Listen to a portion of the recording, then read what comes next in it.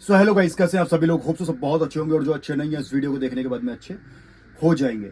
तो आज का जो वीडियो है बहुत खास है, बहुत ही ज़रूरी है। हमेशा की तरह आज हम डिस्कस करने वाले और आज मैं आपको बताने वाला हूँ जिसने आपको रुलाया है, जिसने आपको तड़पाया है, जो आपको रुला के तड़पा के चीट करके धोखा दे के आपकी लाइफ से चला गया, आपको रुलाता हुआ रोता हुआ छोड़ के।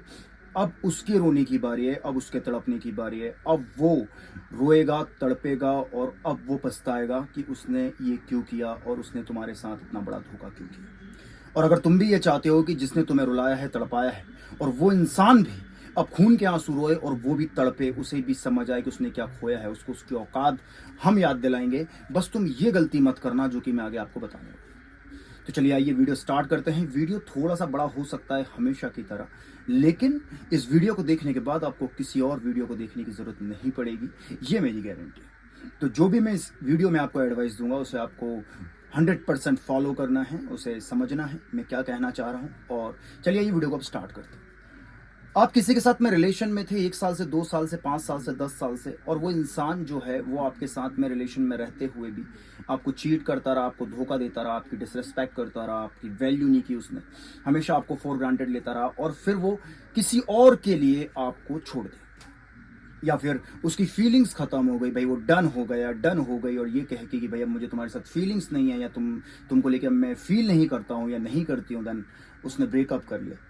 सो वो उसकी फीलिंग्स देख के उसने वो चीज़ कर ली, लेकिन हमारा क्या, हमने तो प्यार किया था, हमने तो मोहब्बत की थी, हमने तो इश्क किया था। लेकिन सामने वाला इंसान इस लेवल का सेल्फिश कि उसके बाद में वो इंसान कभी पलट के नहीं आया, कभी भी उसने पूछा नहीं कि भाई तुम कैसे हो, जिंदा हो, मर गए हो।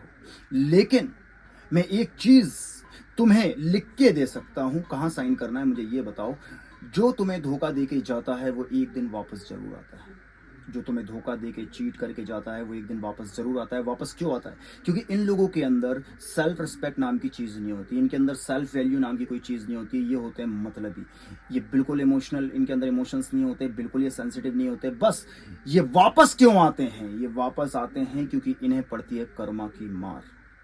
जिस किसी को भी कर्मा पे बिलीव नहीं है या भरोसा नहीं है, उन लोगों के लिए कहना चाहता हूँ कि कर्मा होता है और कर्मा बहुत बुरा होता है।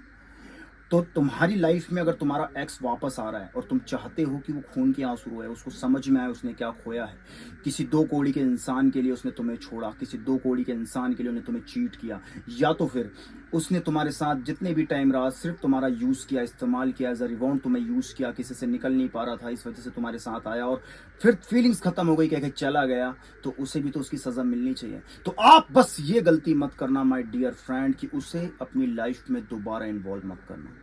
वो आपकी लाइफ में आएगा तभी जब उसके ऊपर कर्मा आएगा, और अगर वो तुमने उसे अपनी लाइफ में दोबारा से एक्सेप्ट कर लिया तो याद रखना कि उसके कर्मा में तुम भी बराबर के शरीक होंगे और उसका कर्मा तुम पे भी आएगा। गलत इंसान के साथ रहोगे तो गलत तुम्हारे साथ भी होगा। इसीलिए कहते हैं ना, अगर तुम किसी गलत दोस्त के संगत में हो तो वो अगर गलत करेगा तो तुम भी उसमें फंसोगे।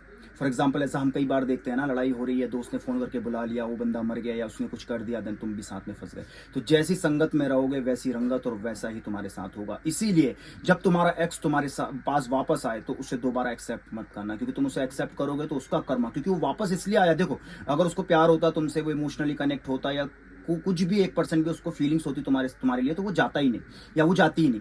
वो गई क्यों? क्योंकि उसको आपसे मतलब ही नहीं था, वो सेल्फिश थी, आप भाड़ में जाओ।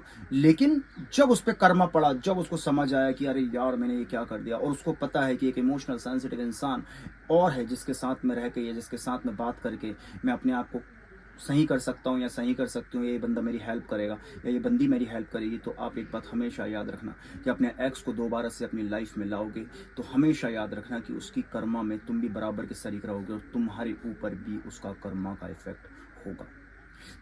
प्यार नहीं था उसे इसलिए वो गया, और अगर तुम उसे दोबारा एक्सेप्ट करोगे तो याद रखना डबल धोखा खाने के लिए तैयार रहना, क्योंकि मेरे दोस्त आजमाए हुए को नहीं आजमाया जाता। आपने एक बिल में हाथ डाला, उसमें आपको सांप ने काट लिया, और आप दोबारा से उसी बिल में हाथ डालोगे तो दोबारा से क्या होगा? सांप ही काटेगा। बिल में हाथ डालो लेकिन दूसरे, ज़रूरी नहीं है कि हर बिल में सांप हो, लेकिन एक ही बिल में 2 बार हाथ डालना पता होते हुए कि एक बार काट लिया है तो ये बेवकूफ़ी है। खुद की इज्जत करो, खुद की रिस्पेक्ट, खुद की वैल्यू करो। और कर्मा होता है, वो इंसान तुम्हारी लाइफ में आया इसीलिए है क्योंकि उसके ऊपर कर्मा की मार पड़ रही है। तो मैं आपको ये सजेस्ट करूंगा कि दोबारा अपने एक्स को अपनी लाइफ में किसी भी तरीके से इन्वॉल्व नहीं करना है, अगर तुम चाहते हो कि वो खून के आंसू रोए। और मैं तुम्हें ये भी लिख के दे सकता हूँ, अगर तुम ये वीडियो पहली बार देख रहे हो और तुम्हारा अभी अभी ब्रेकअप हुआ है, तो मैं तुम्हें लिख के दे सकता हूँ वो इंसान तुम्हारी लाइफ में वापस आएगा। मैं लिख के दे सकता हूँ वो तुम्हारी लाइफ में वापस आएगा, रोएगा, गड़गड़ाएगा, चिल्लाएगा, बोलेगा भाई मुझे एक मौका दे दो, मेरी मदद करो, मेरी बैंड बजी पड़ी है, मेरे ऊपर कर्मा पड़ रहा है, मैं रो रहा हूँ, रो रही हूँ, परेशान हूँ, मेरी मदद करो। तब उसको एक ही चीज़ बोलना कि हुआ, डिसरिस्पेक्ट नहीं करना, गाली नहीं देना, क्योंकि जिससे मोहब्बत करते हैं उससे नफरत नहीं होती, और जिससे नफरत हो जाए उससे मोहब्बत कैसी। बस वो इंसान अब तुम्हारी लाइफ में नहीं है, वो इंसान तुम्हारी लाइफ का पार्ट नहीं है। तुमने कभी मोहब्बत की थी, कभी, अब नहीं है। अब तुम आगे बढ़ चुके हो, इंसान बदल चुके हो, बस उसे दोबारा एक्सेप्ट नहीं करना है, उसे पहचानने से इनकार कर देना है, उसे अपनी लाइफ में बोलो खुश रहे भाई, अब तूने जो किया है वो तो मेरे कह देने से अगर तेरा कर्म कट जाए तो फिर कोई बात ही नहीं, पर तुम्हारे कहने से उसका कर्म रुक जाएगा ऐसा ज़रूरी नहीं है। कर्ण के ऊपर जो कर्म था कि वो भरी सभा में द्रौपदी का वस्त्रहरण हो रहा था और वो शांत था, इसी वजह से उसको मृत्यु जो थी वो दंड उनको मिला। तो इसी तरीके से अगर श्री कृष्ण चाहते तो माफ़ कर देते। कर्मों की सज़ा तो मिलेगी, कर्मों की सज़ा तो मिलेगी। तुम अगर किसी के साथ गलत करते हो, हर्ट करते हो, रोते हुआ छोड़ जाते हो, उसे चीट करते हो, तो याद रखना कि कर्मों की सज़ा मिलेगी। ये काल चक्र है, इसमें ज़रूर फंसोगे। अपना ख्याल रखो, खुश रहो और मस्त रहो। और अपना एक्स अगर तुम्हारा वापस आता है, तुम्हारा एक्स, तो उसे दोबारा एक्सेप्ट नहीं करना। समझ में आया है, बहुत अच्छी बात है। नहीं समझ में आया, मेरे और भी वीडियोस है, जाके देखो। मुझसे डेली कनेक्ट रहने के लिए मेरे इंस्टाग्राम को फॉलो कर सकते हैं। अगर 1 to 1 मुझसे कॉल पे बात करना चाहते हैं तो आप पर्सनल सेशन बुक कर सकते हैं, जो कि पेड है। हम कॉल पे 1 to 1 बात करेंगे और आपकी प्रॉब्लम सॉल्व करने की कोशिश करेंगे। Thank you for watching. प्यार और सपोर्ट बनाए रखें, खुद से मोहब्बत करें, खुद से प्यार करें। 1 लाइफ 1 चांस, खुद की इज्जत पहली मोहब्बत। Thank you.